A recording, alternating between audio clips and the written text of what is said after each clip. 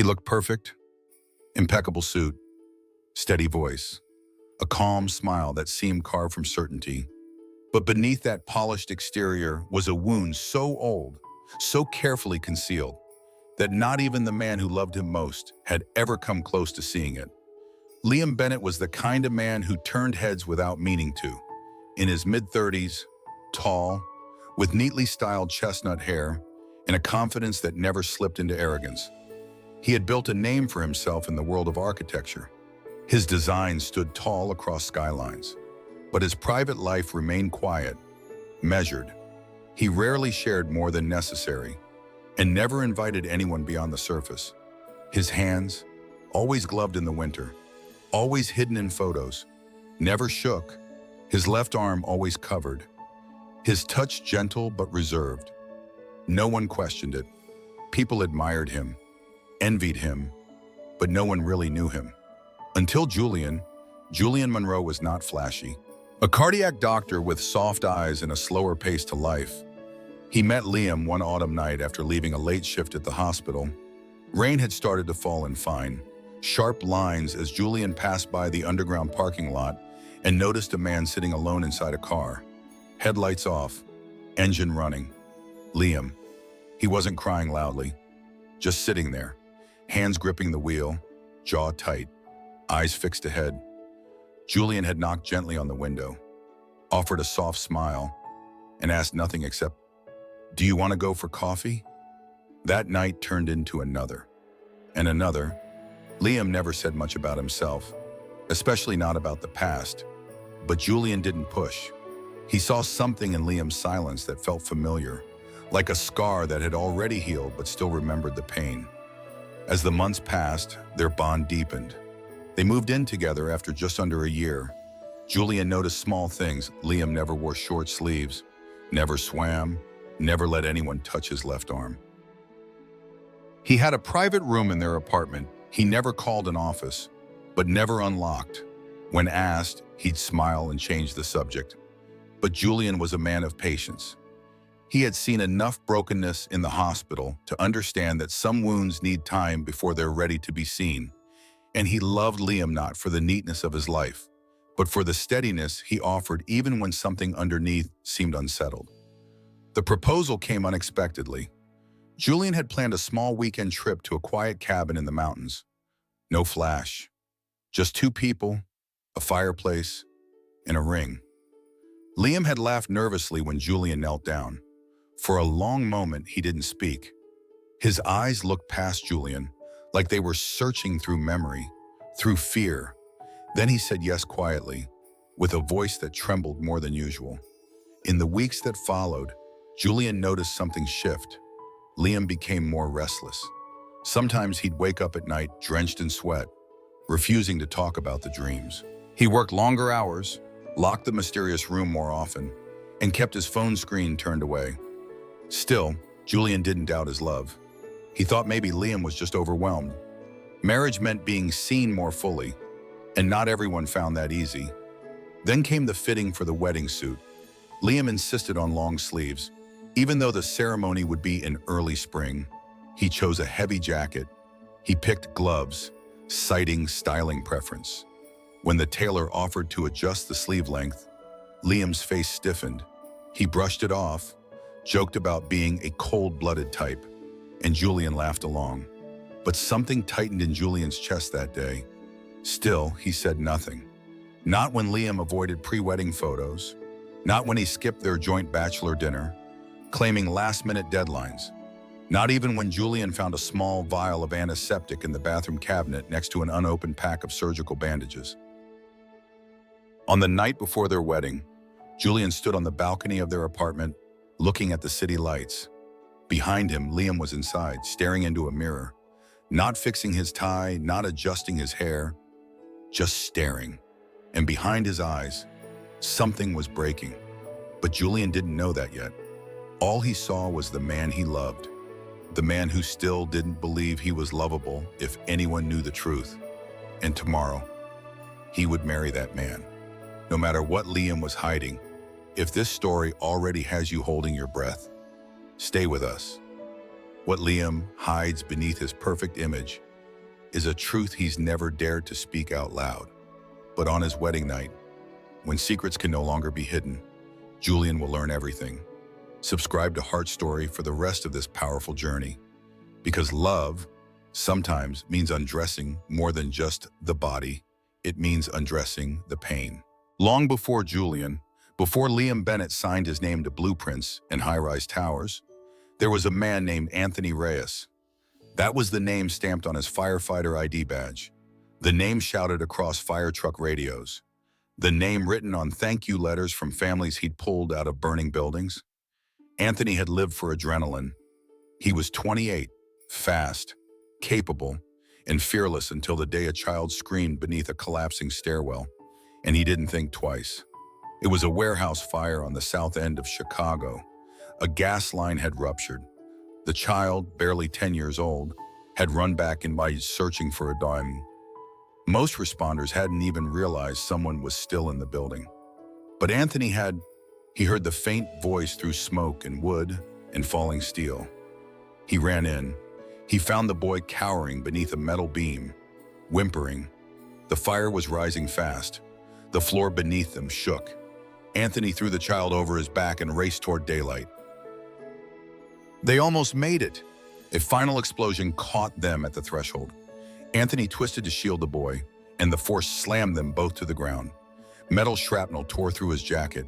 His helmet cracked. His left arm, caught beneath debris, was crushed before the medics arrived. The boy survived with bruises and minor burns. Anthony lost his arm. They said it was heroic. Local news ran a piece with his photograph. Donations poured in. But Anthony never read a word. He was in surgery, then in silence. What followed wasn't just pain, it was absence. His career was over. His muscles atrophied. He stared at ceilings in sterile rooms for months, haunted not by the loss of his limb, but by the sound of breaking. Bones, trust, identity. He withdrew from everyone. Friends came, then stopped. His brother begged him to come home, but Anthony couldn't bear to be seen as the broken one. Pity disgusted him more than pain ever did. Eventually, he moved states, changed his name, and stopped answering calls. Liam Bennett was born out of necessity. Liam wore sleeves year-round, learned to use his prosthetic with precision, chose a field where handshakes were optional and solitude was accepted. He excelled in architectural design not just because he was good at it, but because it gave him control. Straight lines, measurable outcomes, no surprises. He built beautiful things. And no one ever asked about the man who used to build safety. But the truth followed him, sometimes at night, when the prosthetic sat on the nightstand and his shoulder throbbed with phantom aches. Liam would lie awake staring at the ceiling, not thinking of what he had lost, but of what he had buried. He kept the medal they mailed him in a shoebox. Alongside it, one old newspaper clipping and a hospital discharge paper, all tucked in the back of his private room, never opened. Years passed. The nightmares lessened. The silence hardened. He taught himself to smile at the right moments, to nod without getting too close, to love carefully, if ever at all. Then he met Julian, who didn't push. Julian, who never reached for his left hand. Julian, who talked more about hearts than bodies, about recovery instead of scars. At first, Liam thought he could survive the closeness, that if he kept the boundaries sharp, the routine clean, he'd never have to explain. Julian respected silence. That helped. They fit like puzzle pieces with edges intact. But love didn't leave things untouched. Love seeped into spaces Liam had locked down for years. It waited at the door of his secrets. When Julian proposed, Liam didn't say yes immediately because he was unsure about Julian. He said yes, despite being sure Julian deserved someone whole. That night, after Julian fell asleep by the fireplace, Liam stepped outside into the snow, held his jacket closed with one hand, and stared at the sky. He whispered, not to anyone but to the man he once was, "I'm going to let someone in. Don't hate me for it." Inside, the ring sat on the coffee table. Outside, The wind pulled at the sleeve of a jacket that was carefully stitched to hide more than fabric ever could. Julian had always believed that love was strongest when it was quiet, not shouted, not posted, not polished into perfect photos, just shown through presence, patience, and the willingness to stay when things felt uncertain. In the final weeks before the wedding, that belief was tested. Liam became less present, not in body. He was still there, still waking next to Julian, still sharing meals, still making coffee in the morning. But something in his rhythm changed. He started leaving earlier, coming home later, avoiding soft moments. And when Julian asked about the suit fitting, or the guest list, or how he was feeling, Liam's answers got shorter. He wasn't cold, just guarded, like someone holding onto something fragile that might break if the world looked too closely. Julian noticed more than he let on. The wedding planning had always been his thing: small ceremony, close friends, forest setting, quiet vows under soft string lights. He didn't care about the cake or the decorations.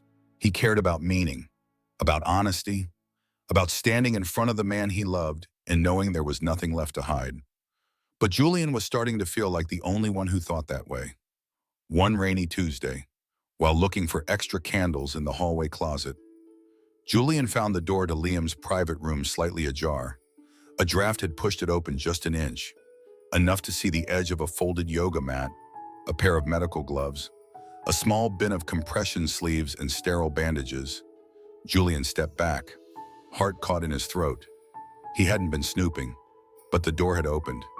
He knocked gently anyway, waited, then pushed it open farther. The room was small, clean, tidy in that clinical way Liam always kept his things. On one side, a narrow therapy bench. On the other, a cabinet lined with labeled folders. One drawer slightly open revealed a set of prosthetic maintenance tools.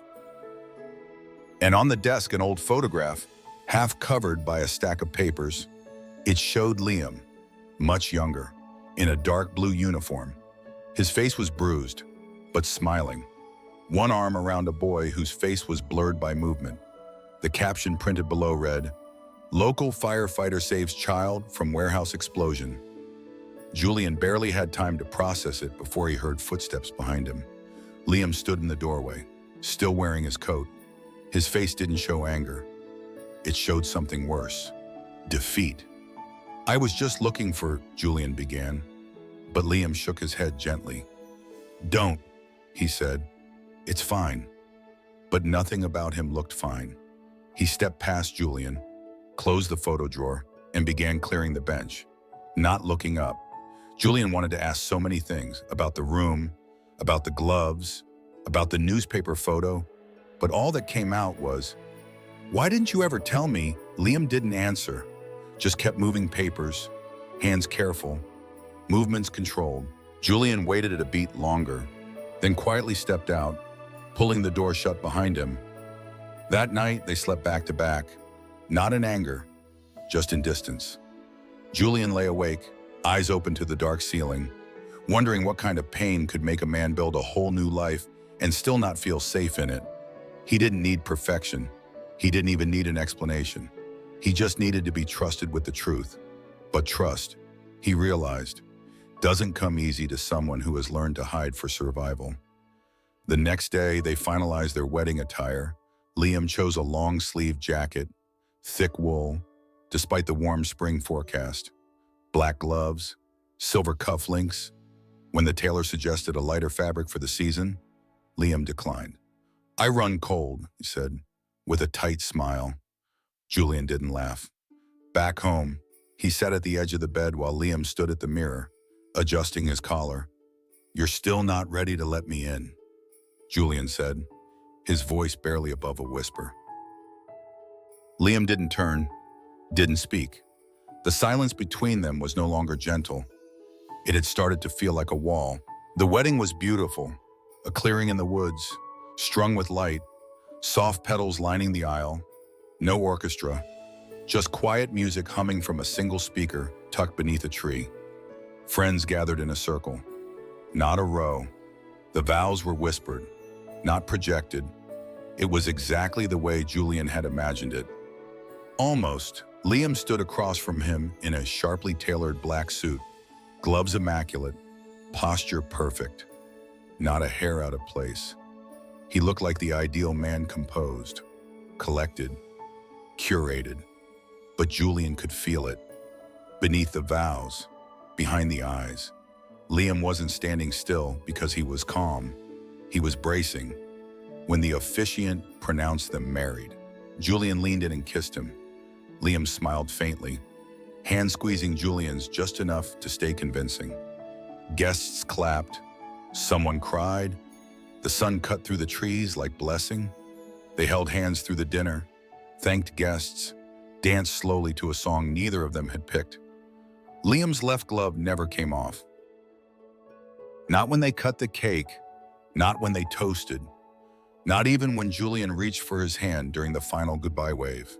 By the time they arrived at the honeymoon suite, night had fallen. The windows of the lakeside cabin reflected only darkness and the soft gold glow of the bedroom. Julian stood at the mirror, removing the last of his makeup, hands trembling just slightly. The wedding suit hung neatly across a wooden chair. His bare shoulders rose and fell with a tired breath. Behind him, Liam sat in silence on the edge of the bed, tuxedo still on, gloves still tight. Julian didn't look at him. Instead, he spoke to the reflection. "You okay?" A pause. "More than okay." Liam replied, voice quiet, tight at the edges. Julian turned around slowly. He stepped closer. Not quickly, not aggressively, just gently, like approaching something delicate. He knelt in front of Liam and reached for the top button of his jacket. Liam's hand stopped him. "Wait." Julian froze. "There's something I need to show you first." Liam said, "Where's?" He reached beside the bed, retrieving a black folder. It looked new, crisp, untouched by time. Inside were scans, medical reports, therapy records, dates stretched back months, some even years. Julian's eyes moved over words like nerve regeneration, phantom pain, prosthetic refitting, shoulder implant fatigue. He looked up. Therapy. Liam nodded, exhaled. "They told me not to get my hopes up," he said. "But after you said yes, I started to think maybe I could try again." He didn't mean to cry, but his voice cracked. "For months, I've been working in secret. I didn't want to tell you because I didn't want the wedding to be about whether I could do this or not." Julian's breath caught. "Do what?" Liam didn't answer. Instead, with slow, deliberate movement, he placed both hands on the edge of the bed and pressed down. His shoulders trembled, his chest tensed. His entire body shifted, first barely, then with effort, and then he stood. Not perfectly, not evenly, but standing, on 2 feet, unassisted for the first time in front of Julian. Julian stumbled backward, hands over his mouth. Tears blurred the edges of his vision. "How?" he began. Liam tried to steady himself. "You said you weren't sure if you were marrying a whole man," he said. "So I had to make your yeah. I didn't make your love feel like a reward for progress." Julian shook his head. "I never needed this." "I know," Liam replied, "but I needed to give it to you." He took a step forward. Unsteady, human, honest. Julian rushed in and caught him. They collapsed to their knees together, arms around each other, weeping, for the years lost, for the silence, for the fear that love would not be enough. Julian didn't let go. He touched the shoulder where the prosthetic joined. He pressed his face into Liam's chest. He whispered not words, but sounds of relief. The kind only someone who had waited too long to be trusted could ever make. And Liam, for the first time, let the walls fall. They didn't make love that night. They held each other, quietly, fully, as if presence alone could speak what words never could. Liam returned to his prosthetic arm before lying down, but he didn't rush to reattach it. For once, he didn't feel the urge to disappear behind plastic and steel. He lay beside Julian with both their hands exposed, unbalanced, real. Julian kissed the soft spot near Liam's shoulder. No pity, just warmth, then turned off the lamp. In the darkness, they breathed in synced two chests, rising and falling in slow, measured calm. For the first time, Julian didn't feel like he was waiting for something to fall apart. In the morning, they packed up quietly and returned to the city. Liam seemed lighter, though nothing about his routine changed. He still worked long hours, still organized his desk obsessively, still ironed his sleeves flat, but something invisible had shifted. He let Julian hold his left arm. He stopped locking the private room. He even took off the glove once while watering the balcony plants and let the sun touch the scars. A week later, Julian visited his mother for tea. She had missed the wedding due to a health issue, but wanted to see photos. They sat in the garden as Julian flipped through the album, describing each moment.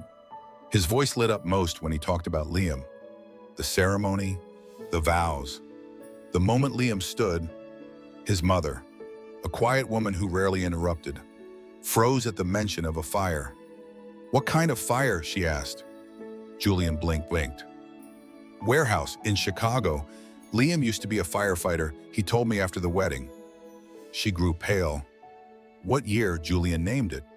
Her eyes welled with tears before he could finish. She stood and returned minutes later with a folder. Inside it, newspaper clippings, hospital records, and a photo Julian hadn't seen in years. A 10-year-old boy wrapped in an oversized firefighter's jacket, face soot-stained, eyes wide and dazed. The headline read, "Unknown firefighter saves boy from deadly explosion." Julian picked up the photo, hands shaking. It wasn't the boy he noticed. It was the man behind him, bruised, half smiling, helmet in hand. Liam. But back then, he was still Anthony Reyes. Julian said nothing. Not right away. He drove home slowly, the memory unraveling like thread. He entered the apartment, found Liam standing in the kitchen, sleeves rolled to the elbow, left arm covered in a new compression wrap. No glove. Julian didn't speak, just held up the photo. Liam froze. "I didn't know," Julian said softly. Liam looked away. "I never wanted that to be the reason you loved me." Julian stepped forward. "You saved my brother." His voice cracked. "You saved him. And never told me. Never asked for anything." Liam blinked slowly, chest rising. "I didn't know he was your brother. Not until I saw the name on a birthday card months ago. By then, we were already us." Julian's breath caught in his throat. "You saved him, Liam, and then you saved me." They stood there, memory between them like a bridge finally rebuilt. Later that night, Julian opened his wedding journal and added one final line, "I didn't marry a perfect man. I married the man who gave me back my family before he ever knew I would be his." Have you ever discovered something about the person you love that changed your story forever? Let us know in the comments. And don't forget to subscribe to Heart Story for more stories of love, sacrifice, and truth told one heartbeat at a time.